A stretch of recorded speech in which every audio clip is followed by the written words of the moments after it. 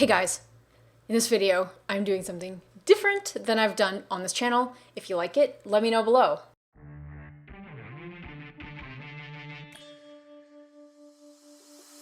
A little over a week ago, I got back from 2.5 weeks in Costa Rica. And traveling during a pandemic seems crazy, but there's a reason we did this. I spent 2.5 weeks on the west coast of Costa Rica to do, on the first half of it, a team retreat, which is what I'm going to be getting into in this vlog, and a client retreat. So I thought that after 2 years of being in lockdown, it was time to just take a chance and get back into traveling. And man, I am so glad I did it. In this video, I'm treating this like a vlog to show you behind the scenes of what we did, but also some really cool takeaways that I got from finally meeting some of our clients in person and meeting the team in person after we've been working virtually for 2 years. In this video, we're going to show you a few things that I will definitely be doing and things that I will never do again. So let's get into the video. Hey guys, if you're new here, my name is Khierstyn Ross and we work with e-commerce brands to scale them from 6 to 7 figures online. So if you are serious about building your brand off of Amazon and really building a legacy and a future and a business that serves you, not the other way around, subscribe to this channel for more tips. And let's get into the Costa Rica journey. So there was something that I have wanted to do forever. Back a few years ago here in Toronto, I ran a meetup group with my friend Jay Wong, shout out, where we brought together internet marketers or people that were working online to create companies every month. And this was pre-COVID, of course. This is like 2016, 2017. And I just loved hosting events. I loved it so much. It was the connection. It was being able to talk with entrepreneurs in person that, you know, being an entrepreneur and a business owner, it's super lonely because not everyone gets you. And I feel like other business owners really get you. They get the struggle. And so at that point, that was like a really cool thing that I was doing in Toronto was those regular meetups. And then we actually sold that business a few years ago. And then COVID happened. And right before COVID, I thought, you know what? One thing that would light me up so much is to start doing international events. And to meet to actually meet people in person. It was a big, scary thing. But you know, when you've got something that you're so terrified of, it means you've got to do it. So I tend to lean into uncomfortable things, and I've just made that a practice for constantly leveling up and just like tackling that comfort zone. So when it came to it, like right before COVID, I was like, I definitely want to be doing in-person retreats, but it was terrifying to me. And then COVID hit, and then, well, fast forward 2 years, I kept promising the team that we'd meet in person because at this point, we've been working 2 years together without meeting face to face. We've got people in Europe, people in South America, and in the US and Canada as well. So I wanted to bring them together finally. And back in March this year of 2021, I had to push the trip back because wasn't really sure what was happening in Canada with the lockdown. And then finally I was like, you know what, we'll push it to October. And I didn't know if we'd have like another fall lockdown here, but I was like, you know what, I'm just gonna like book it. And Airbnb had a really great return, like a refund cancellation policy. So I'm like, let's just like put it out there. And if it's meant to happen, at least it's in the books. And I'm not going to wait until this blows over because we see where that's gotten us so far. But anyway, this is not a political piece. I decided to take a risk and book tickets with good insurance and see what happened. So October rolls around and we now have 2.5 weeks in Costa Rica. If you've been to Costa Rica, drop that below. Incredible. I was so blown away by the people, the rainforest, the waking up every morning, and we had a sloth living in a tree in the backyard of where we were staying, and we'd wake up every morning. It was bright at 5:30 a.m. We had toucans that were like shrieking at each other every morning. It was such a great place to reset and get inspired. And that first week in Costa Rica, I did 2.5 weeks total, but that first week we got the team down. So we flew everyone in and we used this time for team bonding. So I'll get into another video where if you are like, I don't have the luxury of like getting my team in person, either because of size, budget, etc., I'm going to put together a video for you on some practical tips of how you can recreate the in-person experience and still get the same sort of benefit. So in that first week, we had the team together and we literally used the time as a retreat. So what we did during that week, I used it as a way to do work that was high level, work on the business that we couldn't do virtually, or it just wouldn't be the same virtually. So we ended up working in the pool for most of it with a whiteboard. So I grabbed a whiteboard from Office Depot, which was awesome. And we just started getting really clear and getting on the same page. So I believe in our team and who we work with and our clients, who we work with are impact-driven entrepreneurs. We want to work with people and also have a company that makes this world a better place through digital products. And that's really what we help to inspire and unlock with everything we do. And so what I wanted to do during the team retreat was go through a few exercises in traction. So shout out to Gino Wickman. If you're building a team right now, you absolutely want to read Traction.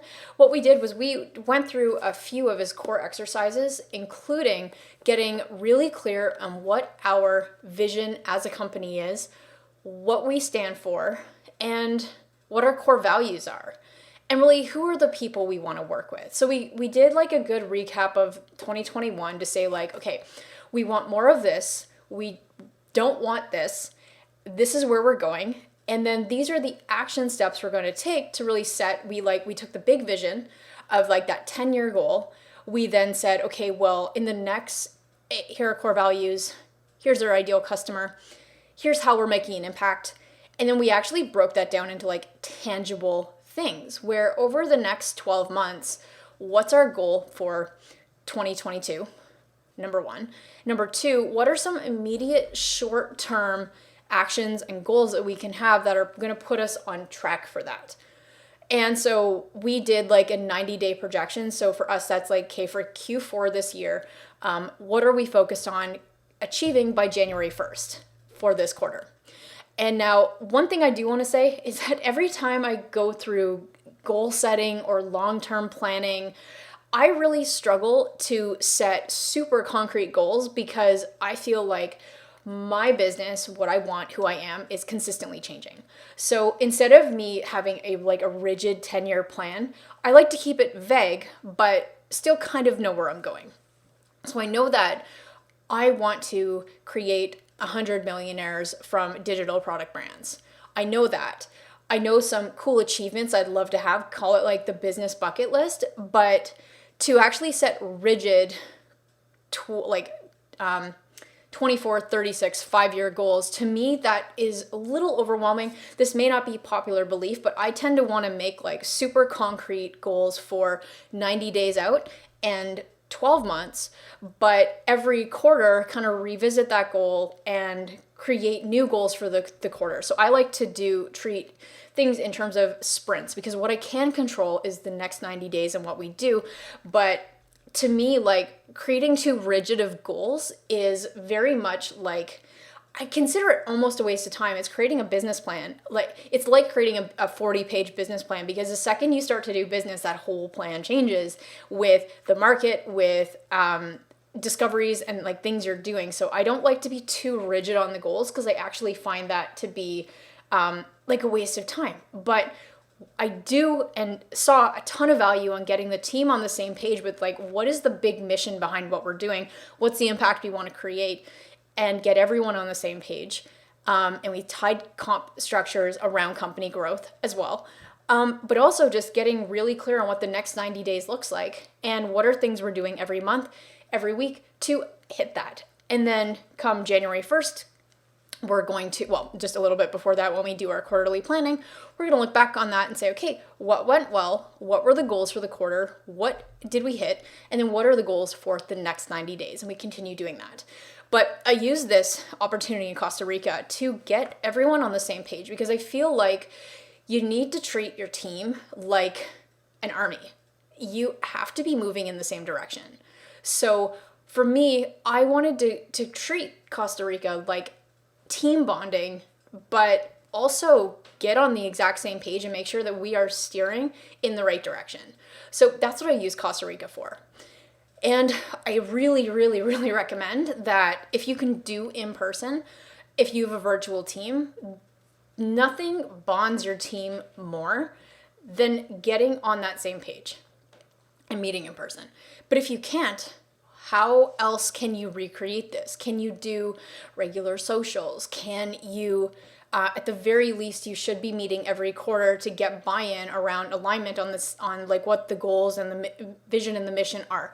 So if you can't recreate this in person, then you can absolutely, oh, if you can't like do this in person yet, for whatever reason, be sure to set time aside outside of normal office hours to do some of this work. Okay, so during the team retreat, but we didn't just all do like, pool meetings. We did a ton of fun excursions. We went to go see monkeys in Costa Rica. We did ATVs, which was awesome because we ended up doing it in like a Costa Rica thunderstorm, which was, talk about muddy. It was essentially, we were up in the mountains during rainy season and it was just torrential downpour for 2 hours, and it was like we were literally in the thunderstorm. Maybe not the safest, but man, talk about stories. So we used this time for that. And then after the team retreat came to a close, we then had a few days to just like get some R&R. And then we had a few of our clients come down to do a retreat workshop. So I wanted to beta an in-person event because I wanted to see how it was. And oh my gosh, I'm never not doing in-person events again.